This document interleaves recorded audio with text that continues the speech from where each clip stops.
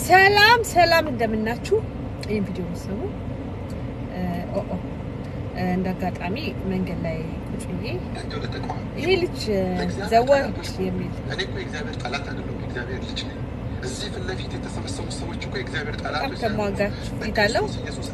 እና ለነገሩ ብዙ አልሰማሁም ግን የሰማሁት ቪዲዮ አጠቃላይ ሁሉ ትንሽ ጥያቄም አለብኝ ሶስት ነገር ነው ነገር ነው ማሙሻ ነው የሚቃወመው አይቆም አይደለም ሰው ፐርፌክት የለም ግን አለ አይደል ትንሽ ልዩነቱን ቢያብራራ አይሻልም ትክክለኛ ከሆነ ማለት ነው ግን ራሱ ችግሩን እንዴት እንዳለበት ለማሳየት ነው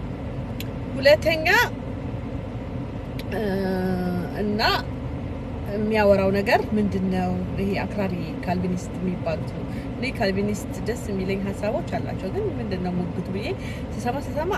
አልገባኝም ማለት ነውና ስለዚህ ለነገሩ አሁን መንገድ ላይ ሆኜ ነው እንዲህ ላስለምድ ብዬ ነው እኔ አንዳንድ ነገሮች እንደዚህ ቪዲዮ ላይ መውጣት ማለት ዝም ብሎ ኖርማል ሆኖና አንደኛ በዚህ ህግ ሰባኪዎች ምናምን የሚሉ አሉ ማለት ነው ምን ማለት ነው እዚህ ጋር እኔ የገባኝ ለምሳሌ ገላትያ ኮንቴክስት ገላትያ ሰመራይዝ ሲደረግ ሐዋርያ ጳውሎስ እዛ ጋር የነበረው ችግርን ያው ሁሉ ያውዱ ማየት አለበት እንትን የሚባል እዛ ጋር የነበረው ችግር እዛ ቦታ ላይ ሰዎቹ ወደ ይሁዲነት እንዲገቡ ስለተጠየቁ ነው ያን ማን ነው በቃ እንዲህ ያላችሁ ብሎ እንደዛ ያላቸው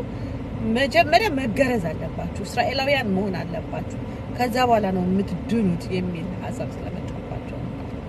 አሁን ለምሳሌ አሁን ማንኛውም ቤተክርስቲያናት መጀመሪያ እስራኤላዊ ሆነ አይደለም በቃ መዳም በኢየሱስ ነው የሚል መሰረት እንዳላቸው ነው ማቀው እንደዚህ የሚሉ ካሉ ግን ያው ህግ ለምሳሌ ይሁዳያን ጋር ብትሄድ ይሁዳያን ጋር ይሁዲ ለመሆን መገረዝ አለበት መሲያኒኮቹ እንኳን እንደዛ አይነት አይሉ መሲያኒክ ማለት ይሁዳያን ሆነው መሲያኒክ ክርስቲያን ሆነው ማለት ነው ስለዚህ እንትን አያዋጣም ማለት ነው የህግ ሰባኪዎች ናምና ስነ ምግባር ማለት ህጉ የስነ ምግባር ትምህርት ነው ከዛ ሁሉ ጊዜ ወደ ህግ እንዴት ትመለሳላችሁ የሚለው የሙሴ ስርዓት የሙሴ ስራ ምን ነበር የኢየሱስ ክርስቶስ ምን ነበር ሙሴ ይዞ የገባው አይደል እኔ ምንድነው መስዋዕቱ በግና የእንስሳትን ነው አሁን ደግሞ ኢየሱስ ይዞ የመጣው ምንድነው የራሱን ህይወት ይዞ ነው የገባው ፍቅር አይደል እንዴ ሰውና ከእግዚአብሔር ጋር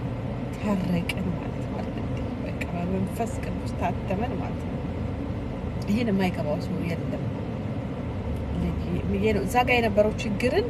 ገላትያ ላይ ሲሰብክ በጣም ልንጠነቀቅ ያስፈልጋል ማለት ነው አንድ ሰው ስለ ቅድስና ሲሰብክ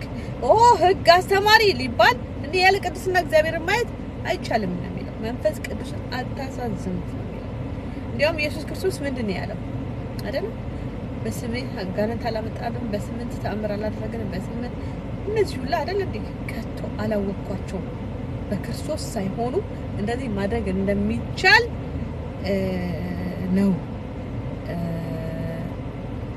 የምናየው ዛጋ ማለት ነው ለዚህ ሰዎች ጭራሽ ከቶ ከኔ ጋር አልነበራችሁም ነው ያላችሁ ስለዚህ ምንድነው ለምሳሌ ወንጌላዊ ያሬድ ቅድስና ኃይል በጣም ይሰብክ ነበር እና በጣም ይገርም ነበር ማለት ስለ ቅድስና መሰበክ ህግ ነው ወይ ልፈልጋችሁ እንዲያውም በጣም አጥብቆታል አሁን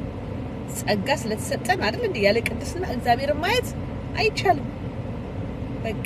ይሄኮ እግዚአብሔር ከፈጠረው ፍጥረት ጋር ሁሉ የተለያየው ምንድነው ኃጢያት ነው አይደል እንዴ እና ከጸጋ በታች ከህግ በታች ከጸጋ በታች ነንኛ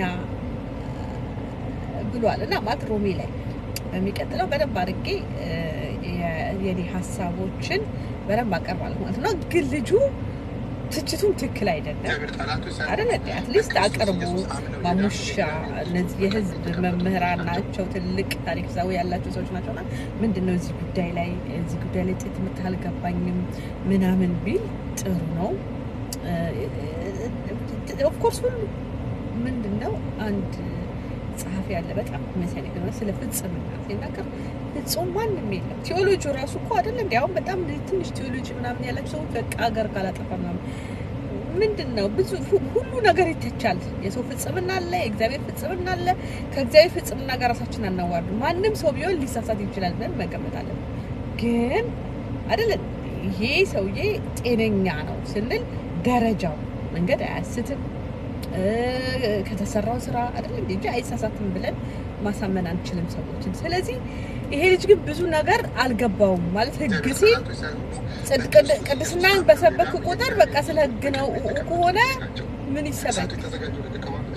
ከዛ ደግሞ አንዳንድ ትርጉሞችን ያመጣና በጣም እኔ ግሪክኛ ሳላቅ እንግሊዘኛውን ሳላይ እንኳን የሚገባኝ ነገር እሱ በቃ በእንግሊዘኛ ይሄ ማለት ነው አካብዶ ያወራዋል